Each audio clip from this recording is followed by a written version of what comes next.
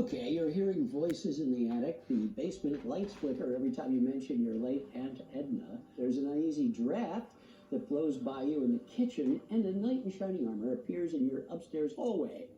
Who are you going to call? Well, you could call my next guest and his crew from Old City Paranormal.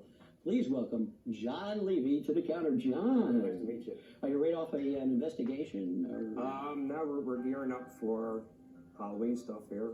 Tell me the name, Old City Paranormal. Is that Old City, Philadelphia? Yes, actually, this is our 10th year being investigators. I formed Old City Paranormal, being a Philadelphia police officer and living in the city. Yeah, that's right. You're a Philly police officer, and so investigating should come natural. Yeah, it's what you do. It's what I do. And so, how did you get interested in this, John? Just like a lot of other people around this time of year, everyone likes to hear the ghost stories. But right. So being a police officer, one of the experience I've had, I was working, and my parents lived just the opposite border of where I patrol. Parents go down the shore every summer. So, stop by, check on Mom's house. Right. And I actually had an experience where, I'd see my grandfather, who's been deceased since the 1980s. Really? When you went to check on your parents' home? That's correct. And, called Mom on the phone and said, hey, I saw my grandfather, and, she kind of laughed, and I didn't think it was funny. So she said, well, it's kind of funny you say that because I actually felt his presence in the house. Really? Did he reach out to you at all, or did he make any kind of interaction? No, just upstairs where the restroom is. His room was the next room over, and he was just making his way across the house. And, at first it kind of catches your eye and it startles you a little bit, but, you had a comfortable feeling then, knowing that it was a loved one. Seeing my grandfather was the first visual experience of seeing. Have you had others since? Not just of your grandfather, but maybe other nothing visual. We did do an investigation where my night vision cameras actually caught a shadow figure going across where this place was his bedroom where this guy had passed away. Other than that, it's, we give 100% credibility. I mean, that's what I do for a living. I mean, you have to be honest and credible. Just the facts, and you got to be truthful. This is what people want. They want to know, especially when you get people calling you for their homes and they have kids that are involved that are scared. They want an answer. So a lot of times you go in and just demystify the issue. Yeah. And then you get some, we've had, and not to mock people, we get some crazy people too. I'm surprised. I had a lady who thought she had a demon on her and brought out a shop vac and was shot back into her body. Me and my investigators kind of looked at each other, but right. we went through the investigation. Yeah. And what did you do? Recommended Dyson? I recommended she gets some therapy, right? Yes. Yeah. So what kind of haunts actually proved to be, accurate? I believe the intelligent haunts. One of the investigations that we have done was, it was a nursing school from an active hospital. My mom worked there. We've been cursed at. I've been physically touched. And as a matter of fact, when we went back to the next investigation, I was in the same exact area where that incident took place, where I was actually physically touched. And the response that I got on my recording, which I didn't hear, was, did it hurt? Really? That's probably one of the most amazing pieces of audio evidence I've ever received. Philadelphia City Hall, was that haunted? Oh, amazing. We actually caught a little girl's voice. We went up into the towers of City Hall, and a couple of investigators were joking around. And again, we caught on our voice recorder after reviewing some of the evidence.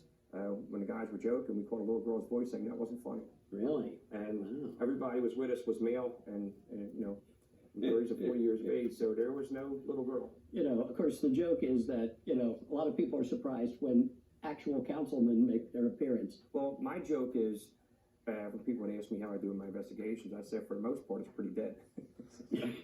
Right. And some of the equipment that we use night vision cameras. We have anywhere from like 8 cameras, and most investigations take about 4 hours. So you're looking at about 32 hours of video evidence that we go over. Each investigator has their own voice recorder. I have what's called a modified K2.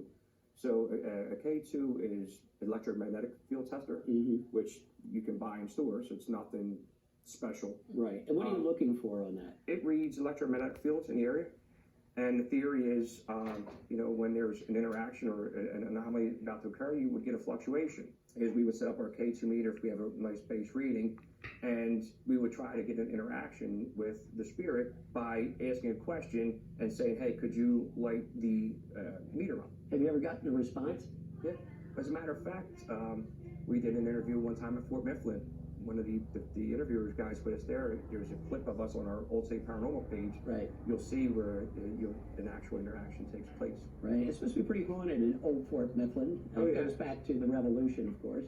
I've had a crazy experience last year when we had our Halloween event, sleeping with the ghosts. One of the reasons why we do Fort Mifflin is we got into a paranormal program, which helps fund a lot of these historic locations where federal funding isn't available no more. Right. So 100% of the proceeds that we do for Fort Mifflin, one being Grant Park, we raised thousands of dollars. Grant Park, in a 3-year period, we raised $37,000. Wow. Grant Park is an old historical site. Yep.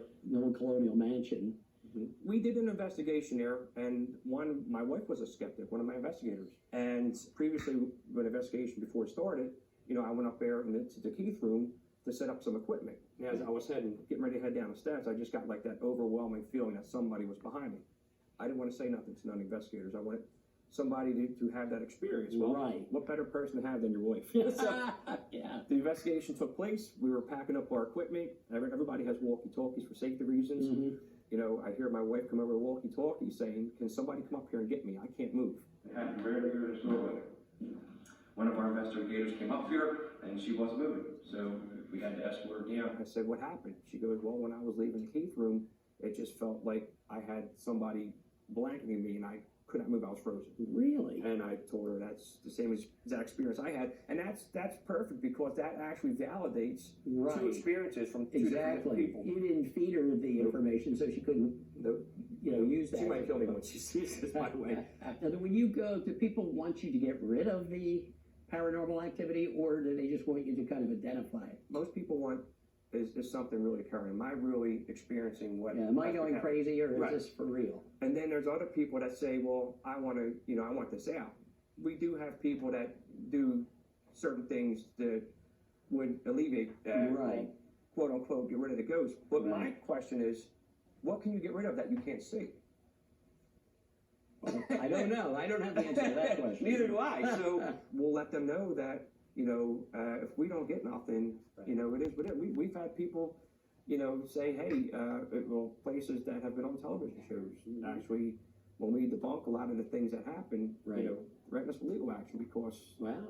Because a lot of times you're debunking so-called claims of a paranormal activity. Yeah, that's what I'm supposed to do. Right. Do you charge for this, or is this a free service? 100% free. Because you guys are passionate about what you're doing. We're passionate about what we're doing, and again, you're having families that are scared, kids that are frightened to go to sleep. I mean, we all have kids. We know what that's like. Right. So yeah, we want to make sure that everybody's satisfied, and make sure we're able to sleep at night. Wow. Well, John, I am so thrilled that you could make it to the counter. Thank you for having me. And filling us in on the paranormal. Absolutely. John Levy, the founder of Old City Paranormal and one of Philadelphia's original Ghostbusters. Well, that's our show for this evening. Thanks for watching. A special thanks to all my guests, the owner of Ghost Tours of New Hope, Adele Gamble. So the girls got brave, rolled the window down, and they said, "Who are you? And what do you want?" And poof, he disappeared just like that.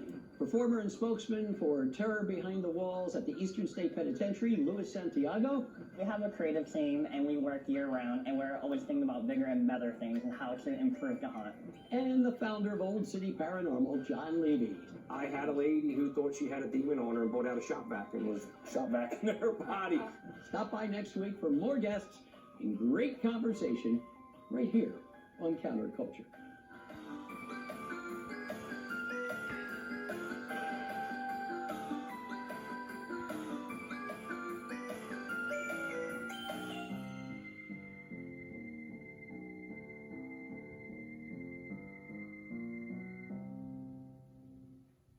So the favorite thing that I like to watch